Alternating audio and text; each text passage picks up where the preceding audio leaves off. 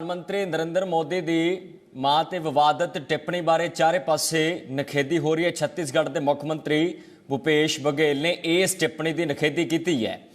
ਉਹਨਾਂ ਨੇ ਗੁਜਰਾਤ ਆਮ ਆਦਮੀ ਪਾਰਟੀ ਦੇ ਪ੍ਰਭਾਰੀ ਨੂੰ ਮੁਆਫੀ ਮੰਗਣ ਲਈ ਕਿਹਾ ਹੈ। ਇਸ ਦੇ ਨਾਲ ਹੀ ਰਾਹੁਲ ਗਾਂਧੀ ਦੀ ਭਾਰਤ ਜੋੜੋ ਯਾਤਰਾ ਤੇ ਵੀ ਬਿਆਨ ਦਿੱਤਾ ਹੈ। ਉਹਨਾਂ ਇਹ ਵੀ ਕਿਹਾ ਕਿ ਹਿਮਾਚਲ ਤੋਂ ਬਾਅਦ ਗੁਜਰਾਤ ਵਿੱਚ ਵੀ छत्तीसगढ़ मॉडल चलन जा रहा है। छत्तीसगढ़ के मुख्यमंत्री भूपेश बघेल हिमाचल के दौरे के बाद छत्तीसगढ़ लौट आए हैं और इन चुनाव में दो राज्यों में जो चुनाव होने जा रहे हैं वहां पे उनकी काफी अहम भूमिका मानी जा रही है। इस वक्त हमारे साथ छत्तीसगढ़ के मुख्यमंत्री भूपेश बघेल हैं, उनसे बातचीत करते हैं। हिमाचल से लौट आए, क्या कुछ उम्मीदें हैं? क्योंकि आपके जाने से एक दिन पहले प्रधानमंत्री नरेंद्र मोदी गए थे और उन्होंने कहा था कि जो रिवाज है एक एक टर्म का, उसको बदलने का वक्त आ गया है। मतलब इसका मतलब प्रधानमंत्री के जहन में वो बात है कि एक चुनाव के बाद वहाँ परिवर्तन होता है। वैसे भी रोटी सेकाई करते हैं, हमारी बहनें घर में महिलाएं बनाती हैं, तो तवा में जो रोटी रखी थी तो पलट देते हैं ताकि जले मत। और वो गुजरात में भी होगा और वो बात हिमाचल में भी होगा और वहाँ परिवर्तन का मन बना लिया है वहाँ के लोगों ने। इसके साथ साथ गुजरात में इलेक्शन होने जा रहा है। गुजरात में इलेक्शन को लेकर के आम आदमी पार्टी की भी चर्चा हो रही है और ये भी लोग कह रहे हैं कि कांग्रेस को वो डेंट कर रही है। आम आदमी पार्टी की उपस्थिति के बाद भी क्या संभावना वहां देखते हैं कांग्रेस की? देखिए, आम आदमी पार्टी अब आम आदमी की पार्टी रहा नहीं, खास आदमी की पार्टी है।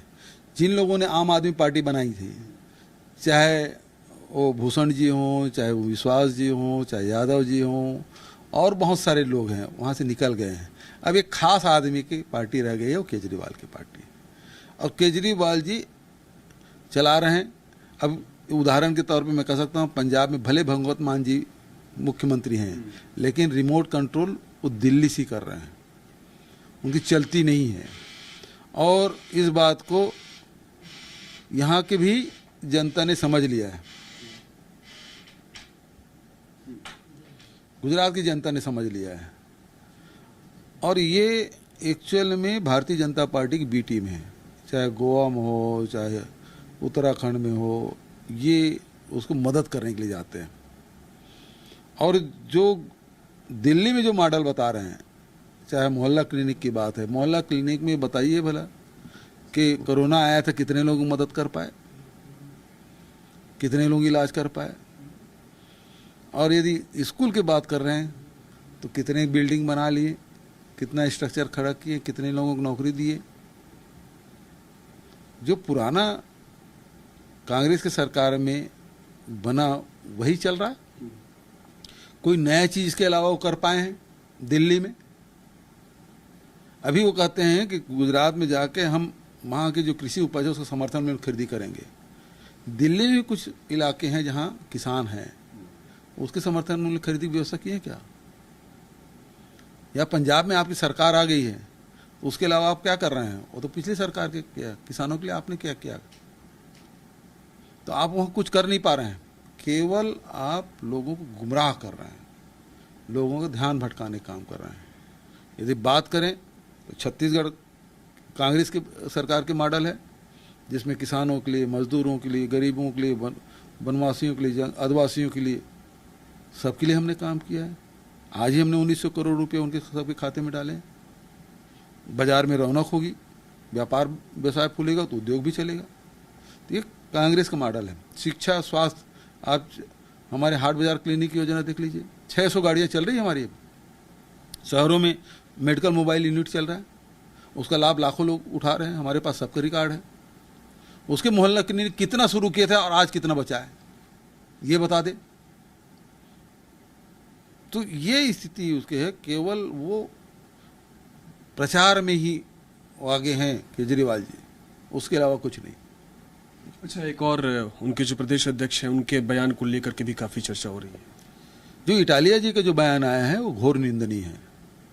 चाहे वो जातिगत टिप्पणी करे तब, चाहे प्रधानमंत्री की माता के खिलाफ टिप्पणी करे। 100 वर्षीय महिला है, उसके बारे में आप टिप्पणी कर रहे हैं।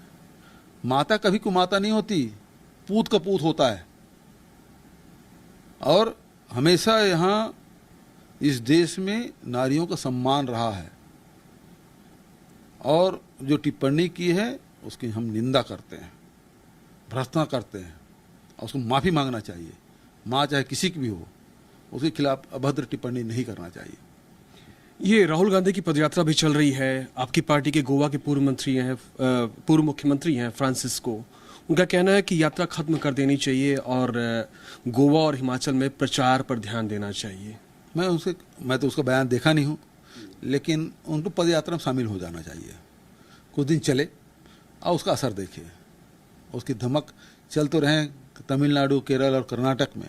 अभी 1000 किलोमीटर पूरा हो गया, अब वो तेलंगाना और आंध्र प्रदेश जाएंगे। तो जो वहाँ यात्रा हो रही है उसकी गूंज यहाँ तक सुनाई दे रही है, उस चर्चा पूरे देश में हो रही है, दुनिया में पहुँच रही है, हर कोने में पहुँच रही है।